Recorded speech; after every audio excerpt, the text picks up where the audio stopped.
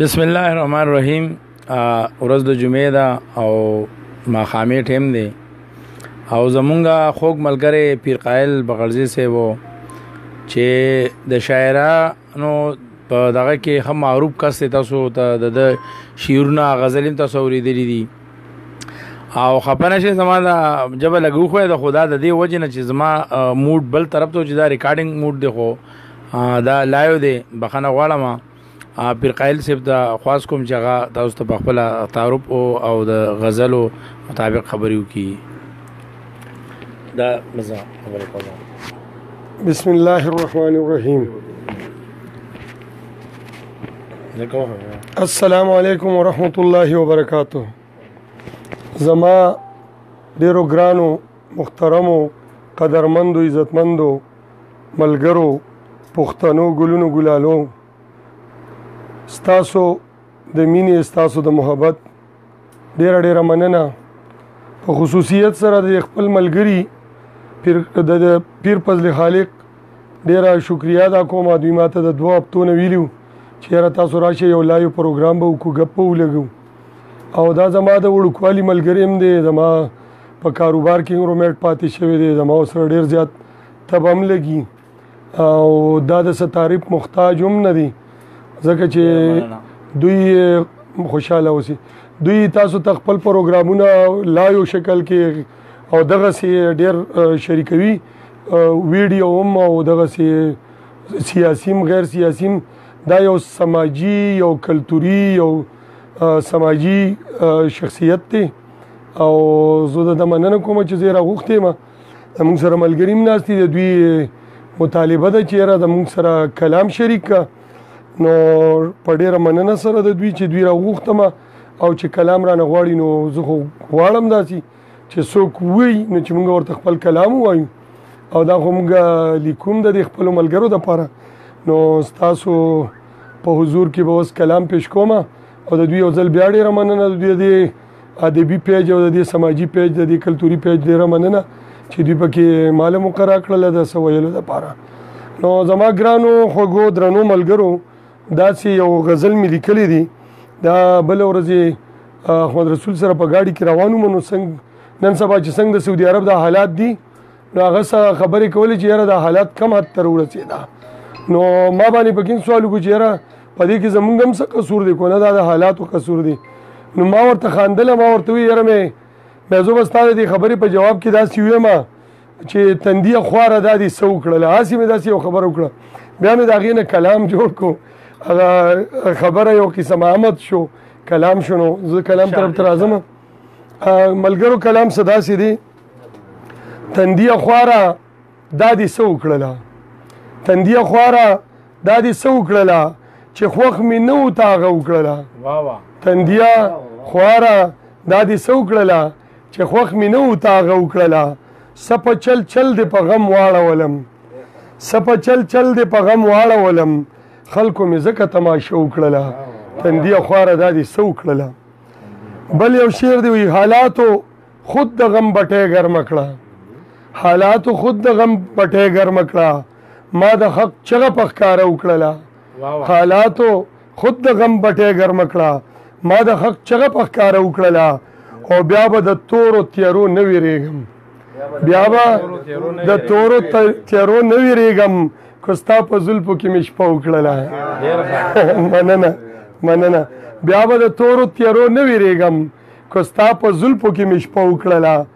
او بل شعر دی: ویم چې په دواړه مخه ښکل دې کړمه، ویم چې په دواړه مخه ښکل دې کړمه، داسې خبره راته زړه وکړله. ویم چې په دواړه مخه ښکل دې کړمه، داسې خبره راته زړه وکړله. او بل شعر دی ملګرو: بیا به د ټولو نه کامیاب یم زه، بیا به د ټولو نه کامیاب یم زه، که مې د مینې نه توبه وکړله. بیا به د ټولو نه کامیاب یم زه، که مې د مینې نه توبه وکړله. او بل شعر دی: خلکو عربو کې دولت وګټو، خلکو عربو کې دولت وګټو، مونږ پکې تشه ګزاره وکړله. خلکو عربو کې دولت وګټو، مونږ پکې تشه ګزاره وکړله. او بل یو شعر دی وایي: نن مې په تش تصور زړه غولو، نن مې په تش تصور زړه غولو، نن مې د ځان سره دوکه وکړله نن مې په تش تصور زړه غولو نن مې د ځان سره دوکه وکړله او اوس خو به وړي د چا نازک نازونه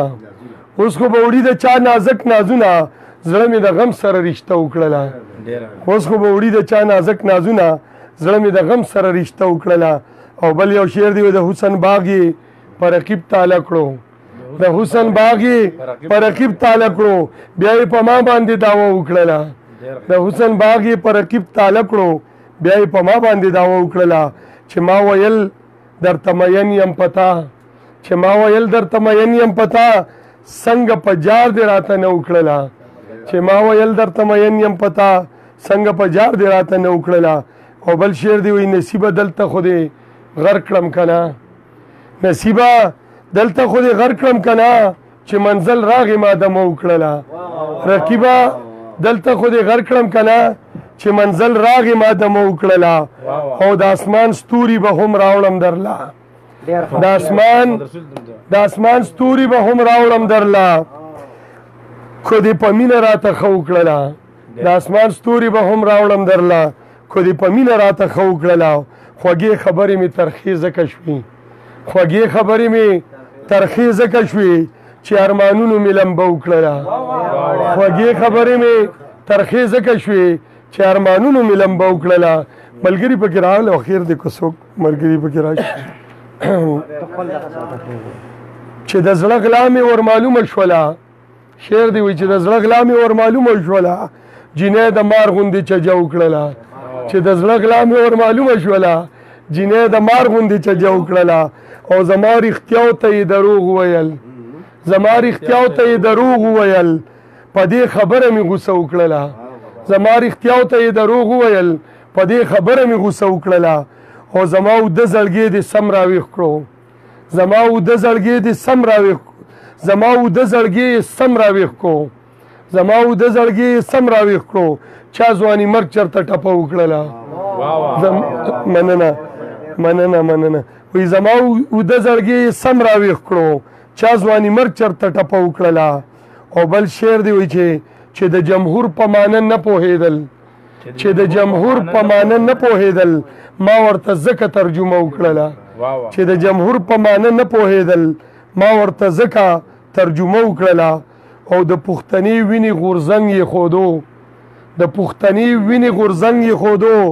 غرسنې ځکه خو نشه وکړله د پښتني وینې غورځنګ یې ښودو غرسنې ځکه خو نشه وکړله او دې کې یو دوه مقطع دي یو مقطع دا ده چې قایله مینه دې نصیب نشوله قایله مینه دې نصیب نشوله چا لیونی درته خیره وکړله قایله مینه دې نصیب نشوله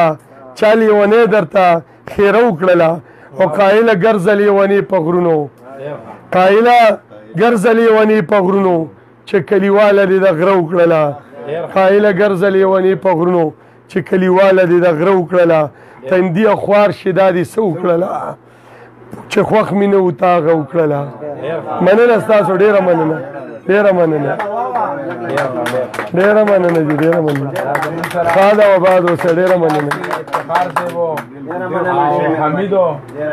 حمید صاحب ناست دی دیم یو شاعر دی شعر شعرونه لیکي خو داسې دا په منظرې هم نه دي جان محمد هغه زموږ سره احمد رسول صاحب ناست دی ورسره نور زمین صاحب ناست دی دې غاړه واحد جان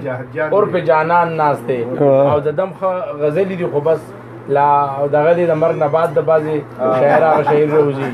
دغه شی زمونږ د واحد ورور چې دی نو د ده غزلې به مونږ کېږي هغې نه بعد دا زمونږ سره چونا فاروق صاحب او عرف چونا او دا پیر قایل و دا د سره ناست اکرم شاه صاحب چې دی د تعارف محتاج نه دی کو په ایرپورټ کې د چا خدمت راځي نو بالکل دی به تاسو په ایرپورټ کې نه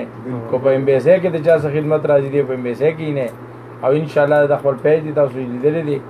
او هر وخت تاسو سب استفاده سیلور غواړئ څه تپوس کول غواړئ سپاره متعلق نه کولی شي